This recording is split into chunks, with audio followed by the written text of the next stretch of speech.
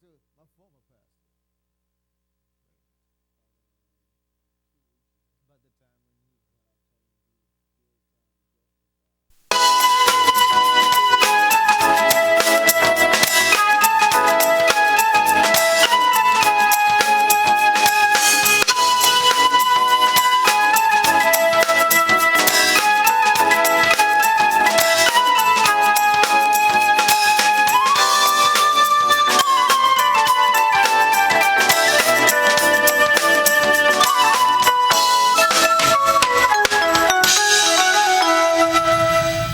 Hi, and welcome to the show. Again, we thank God you can view the show, whether it's in your living room, your bedroom, your kitchen, or any other area in your home. We're excited to bring you D.A.P Ministries Presents.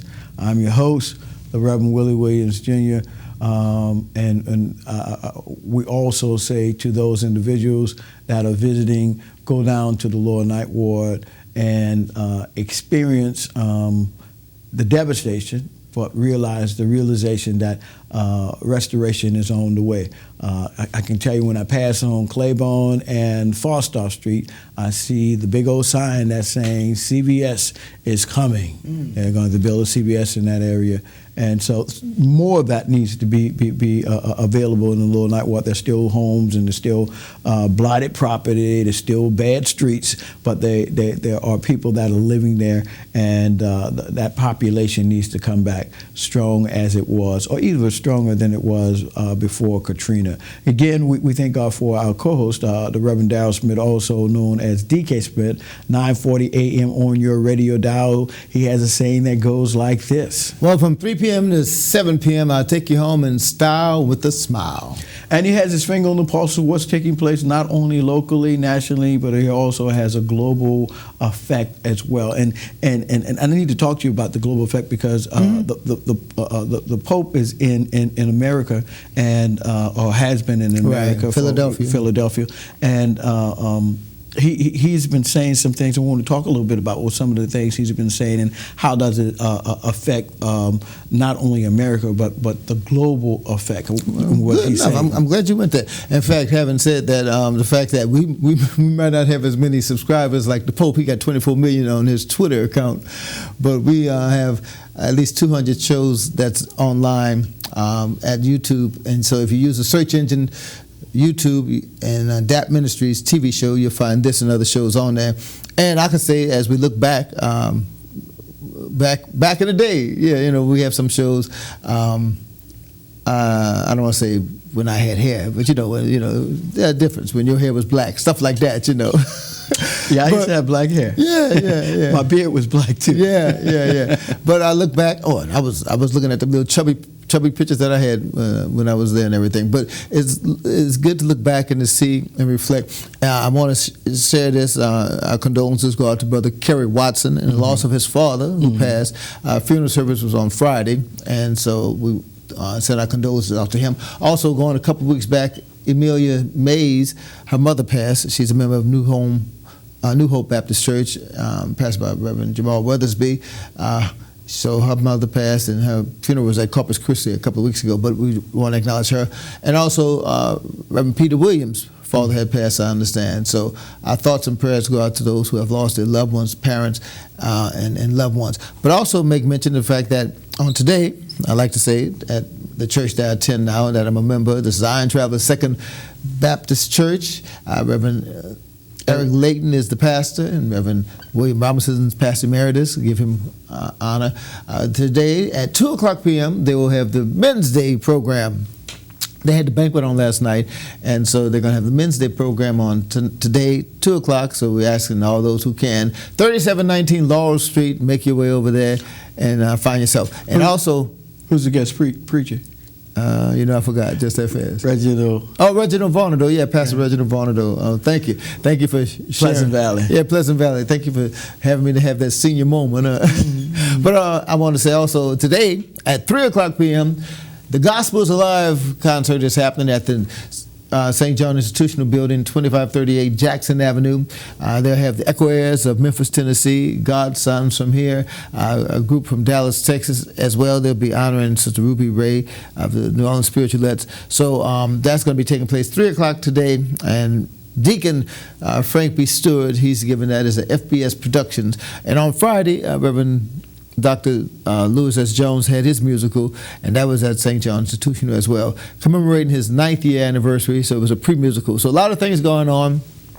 And so, having said that, before we talk about the Pope, I wanted to deal with a little politics in a sense. I saw this video that I sent to my sister online, and it was dealing with us 10 years after Katrina, and it talked about gentrification and how the city is affected and everything, and how you notice how some of these buildings are going up downtown in the CBD. Like all of a sudden, it's like it used to be a parking lot, but now they got buildings coming up and everything. And more hotels or something? Hotels, apartments, and everything. Okay. And the person behind that, the same person who had did the St. Thomas project before it was Press Capital. Yeah. And so they talked about, they interviewed him, and they interviewed some people who was in the Iberville, in the Uptown area as well. You mean the former Iberville? Former Iberville, but yeah. But how the brother was saying how they were supposed to be offering jobs, but nobody from the projects had gotten the jobs, and people from out of town are coming in town to get those jobs that they said they were offering them and everything. And how, and the documentary, the video mentioned how a lot of people are being pushed to the east, and Uptown is prime real estate, and they dealt with gentrification. So it was an interesting video I shared with my sister who's in Austin. And she basically asked, "Is that going on in the city?" It's like, yeah. When the last time she been in the city? Been that long? Yeah. She's been in Texas for over 40 years. Yeah. Ooh. Yeah. Tell her she need to come back and see. Well, and they dealt with the St. Rock area, St. Rock Market and everything. And she don't remember the St. Rock Market, but. She's serious? Well, we remember we grew up on St. Rock. You used to go get your fish. Thank you. Thank you. I mean, that's where you used to go get your fish. Well, the reporter who went in there, she mentioned this fact that she walked in there and she said didn't see a black person in the house in the building. In the French Market? No, in the St. Rock. In St. Rock? Yeah, St. Rock. And she was saying that because it's predominantly black neighborhood at one time, but now it's not. Well, it's changed. If I don't know if you've been there lately. It's not a French market. I mean, it's not like the seafood market. They offer all kind of. It's a coffee house.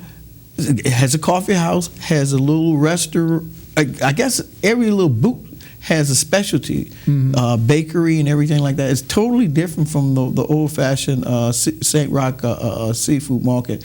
It's like, I think you may be able to find some seafood, but it may not be like you say, well, I want to give me a half a pound of, a pound and a half of shrimp. It's not like that anymore. But you need to experience it because it stays open. It used to stay open after hours, I think. Okay. Well, I passed there, and every time I pass, it's like, well, I guess because it's hot, nobody's outside, And I think in the evening, they do have outside setting. You can, because there is a little coffee house and stuff like that. You can set that. So just as across the street from there, I know you're familiar with Universal. That has changed from Universal to a grocery store. Oh, it's not the Club Istanbul. I know about that. Yeah. And so it's a credit union. In other words, this is a multi-purpose building now, and you go over there. They're even exercise. You can even exercise. Okay, I'm glad you said that because they also mentioned in the documentary, in the short video, they mentioned about the brother who has the grocery store down in the little 9th ward. Yeah, that's down there. That's down there. Oh, it's really down there. I mean, you're familiar with Caffin Avenue. Familiar. Caffin and Galvin Street. It's down there. And so, believe it or not, I think his store is the only thing there. It has That's what they were saying. A sweet shop, and so I think he even has a barber shop or something. Right. So it's a multi-purpose building, but I think that the most important thing that is needed down there is that grocery store. Yeah. And he said he's trying to raise so much money to get a laundromat down there as well. So the need is there. Oh, the need is there. The need is there. And the thing is, it's isolated because before Katrina, they had other businesses right in that strip. Believe it or not, they used to have. I remember the barbershops and everything. Not only barbershop, they had a show. The show was not Caffin. I know Caffin. You remember that? Listen, you remember that show? I'm dating myself. We used to get in with bunny bread. Well, we got in with bottle caps and stuff like that. Bunny bread and Sunbeam bread wrappers. We used to go get it. So you remember that? I remember. I mean, but it shut down. I think maybe during the 70s and stuff like that. But it was exciting for us, man, to have a show in our neighborhood. I know. I reflect and say this again. I remember when the movie The Blob came out with Steve McQueen. I remember that. And they showed the scene where the blob came through the projection screen in the back. I was a kid, and I was just like, I turned around and said, "Oh my goodness!" I'm thinking that was going to happen there, you know. It seemed real. I remember the Caffin Theater and everything. Of course, after Betsy, we moved uptown. So, but to look back on those things and look back, the Dairy Queen. Oh no, I'm sorry, Big Chief. Big Chief. Big Chief, yeah. Big Chief. Yeah, no Dairy Queen. That was Big Chief. It was Big Chief. Right there on Caffin. And I think is that Johnson? A little bit before Claiborne, yeah. But yeah. Yeah, the next major streets, because you got Caffin, right. And then I think it may have been Johnson Street. Right. And then on Caffin, they had my barber was Mr. Crowley. Mr. Crowley was my barber. On Caffin Avenue? Yeah. I know that area. Yeah. Well, of course, I think I told you I went to McCarty. Yeah, I went there too. Okay, I went to McCarty. And so we more or less grew up in the same area. Probably didn't know you, but I mean, probably did. Because I think you went. That's the reason why I didn't know. Did you after Betsy? Did you go to was that McDonald? No, I went uptown. Okay, so you left. We had to, because McCarty wasn't ready, so they brought you to McDonald on St. Claus Street. Oh, that's where it was. Okay, you know what? Because I was sharing this with somebody. You talking about an eatery? No. Okay. I remember when after Betsy, they transferred us to that school. That's what I thought you were. And and that's what I'm talking about. What happened was, I'm thinking I'm a grown boy. I caught the bus by myself, thinking I could catch it home by myself. And I caught that bus, and they brought me to Barracks bus, and they brought me all the way to Canal Street. And the guy said, "End of the line." It's just like, I don't know where I'm at.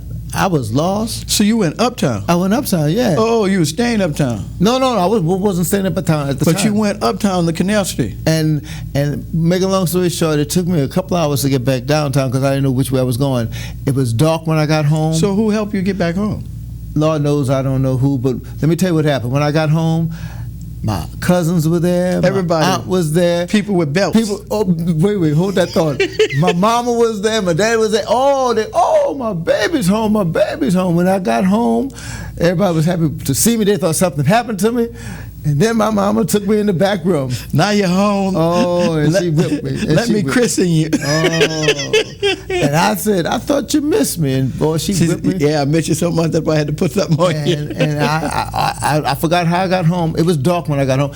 And you know what? I can understand. She was upset. They were worried about me and everything. It's only normal, man. Exactly. I'm sure you were exploring and thinking you can do that on your own. Try to be independent at a young age and get lost. Yeah, I was hanging with my classmates and everything. Yeah, I'll see y'all later. Oh no, I'm okay. Let's catch the bus and everything. I had that kind of experience when I was in high school, and never been to the lake before, and just happened we were going to the lake and got on the bus, got to the lake, and strangely enough, didn't have enough money to get back. Oh, that's a long walk.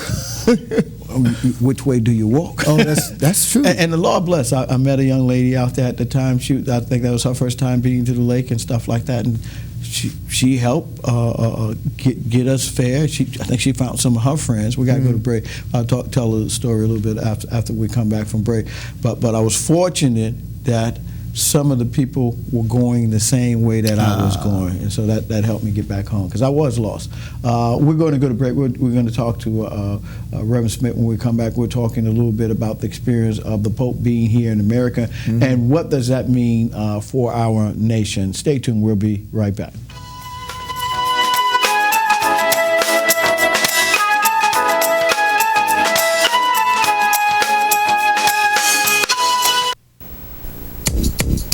Poor nutrition today will increase Sarah's chances of anemia, add to her healthcare costs, sick days, even stunt her ability to learn. And the thing is, Sarah's not even born yet. Get proper nutrition before it's too late. Call or visit WIC. WIC provides nutrition information, healthcare referrals, even food. Your child has you, and you have WIC.